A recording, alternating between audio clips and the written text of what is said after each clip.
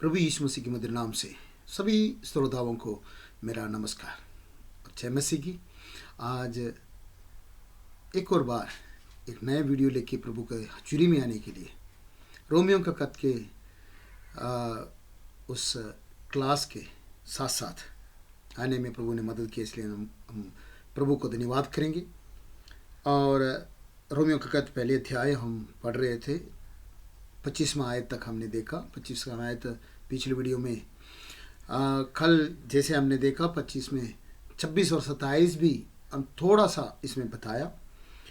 26वां आयत से लेकर हम 26 और 27वां आयत दोनों एक जैसे ही है, इसलिए ये दोनों आयतें हम देखेंगे। इसलिए परमेश्वर ने उन्हें नीच कामों को वश में छोड़ दिया, यहाँ तक कि उनके स्त्रियों ने भी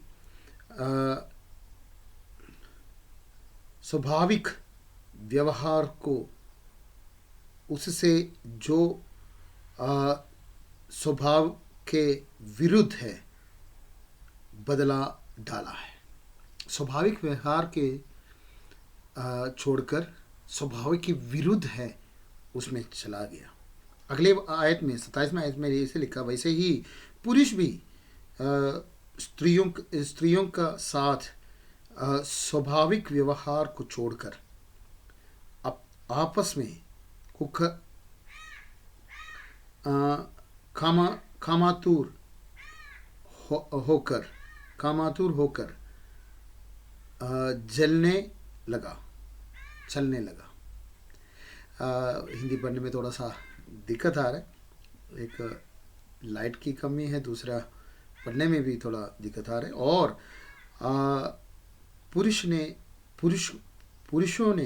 पुरुषों के साथ निर्लज्जा की काम करने और अपने प्रेम के ठीक फल पाया। देखो यहाँ पर परमेश्वर ने क्या किया करके बता रहे हैं, 26वां आयत में बता रहे हैं। इसलिए परमेश्वर ने उन्हें नीच कामों के वश में छोड़ दिया है। परमेश्वर ने उनको नीच कामों के वश में छोड़ दिया। तो ऐसे छोड़ने से कुछ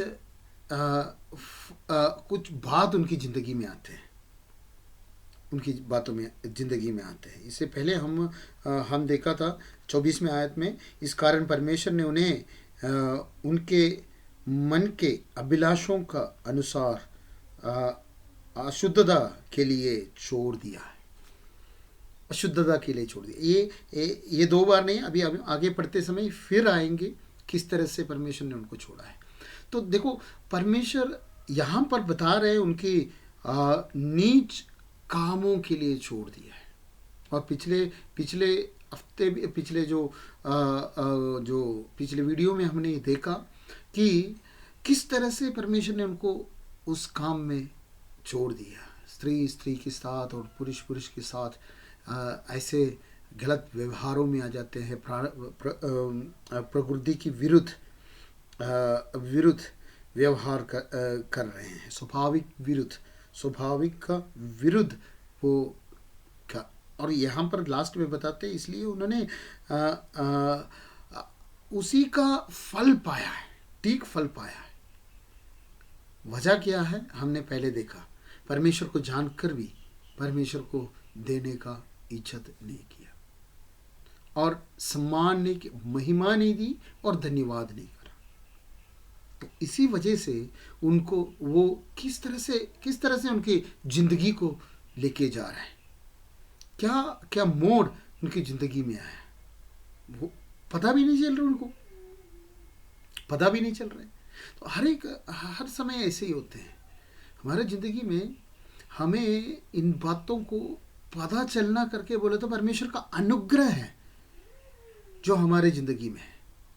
जो बातें को हमें पता नहीं चल रहे तो हम परमेश्वर ने हमें छोड़ दिया है, इस अवस्था में आ रहे हैं। इफिसियों के खत में लिखा है सुन्न हुआ है।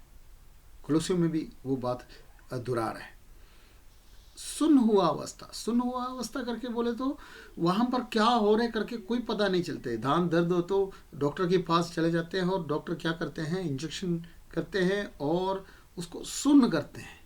और डॉक्टर ने कुछ भी करे, दांत निकाले, उधर भरे या बहुत कुछ कर देते हैं, पता ही नहीं चलता, सुन्न हुआ अवस्था में आ जाते हैं। तो परमेश्वर छोड़ने की अवस्था है। अगर परमेश्वर छोड़ने की अवस्था है तो हमें पता ही नहीं चलता। मेरे प्रियो, हमारे ज़िंदगी में हम जब कभी हम गलत कदम उठाते हैं, गलत हो जाते हैं, तो हमें एहसास हो जाते हैं हमने गलत किया, ये कदम हम गलत उठाया, एहसास हो जाते हैं। ऐसे एहसास ना होना परमेश्वर ने छोड़ा हुआ अवस्था है। अगर आपकी ज़िंदगी में एहसास हो रहे हैं, मेरे प्रियो, परमेश्वर ने हमें छोड़ा नहीं है, हमें एहसास कर रहे हैं, दोबारा हमें वापस आने का मौका दे रहे हैं। हमारे लिए परमेश्वर इंतज़ार कर रहे हैं ताकि हम दोबारा परमेश्वर के कदमों पे आए और जुड़ जाए, परमेश्वर के साथ जुड़ जाए। ये जो अवस्था में हम था, जब हम पहले था, जब हम पुरानी ज़िंदगी में जी रहे थे, तो ये वो अवस्था में था, हमें पता नहीं था हम क्या कर रहे हैं, किस तरह से कर रहे हैं, क्यों कर रहे हैं। इन बातों को हम अनजान था और करते जा रहे थे। हम सुनो अवस्था में था, हम महसूस नहीं हो रहे थे, एहसास नहीं हो रहे थे। मगर आज ऐसा नहीं है। परमेश्वर का धन्यवाद हो, आज हम ऐसे नहीं हैं। हमें एहसास हो रहे हैं, हम इन बातों को पता चल रहे हैं कि हम गलत कर रहे हैं या हम ये कदम सही नहीं उठा रहे, गलत, ये सारी बातों को हमें एहसास करवा रहे हैं। गलत और सही की बात आज नहीं, परमेश्वर ने ये शुरुआत से है। हम आगे चलते समय हम इन बातों को और इसके बारे में गहराई से देखेंगे। पिछले दिन मेरे से एक भाई बात किया कि परमेश्वर क्यों हम तौबा कर आगे चल रहे हैं, तो क्यों फिर हमारे सामने ये गलत और सही आ जाते हैं। ये शुरुआत से है। आदम ने जब वो फल खाया था, उस फल के बारे में क्या बता रहे वचन ये बता रहे, वो फल सही और गलत को पहचानने वाला फल है। आज हम सही और गलत को पहचानने के लिए अच्छी तरह से हमें पता है क्या है सही, क्या गलत है। हम अनजान बनते हैं, नहीं तो जानबूझ के करते हैं। तो गलत और सही का पता उस समय से है हमारी जिंदगी में, और हमारे सामने हर बार आ जाते हैं। और ये गलत और सही के बारे में नहीं बता रहा हूं मैं, इसको एहसास कर हमारे मन में आ जाते हैं गलत है, दोबारा मैं नहीं करूंगा। ये अवस्था में आएंगे तो वहां पर क्या है, गलत है, गलत हो गया, उनको पता चल गया कि एक दूसरे के ऊपर हम गलती डाल देते हैं। मेरे प्रियो, आज इस वीडियो देखते समय अपने आप को देखिए, हम पुराने अवस्था में नहीं है। हमारे ज़िंदगी में जो पुराना अवस्था है वो उस अवस्था में नहीं है हम, बल्कि हम एक अलग अवस्था में हैं।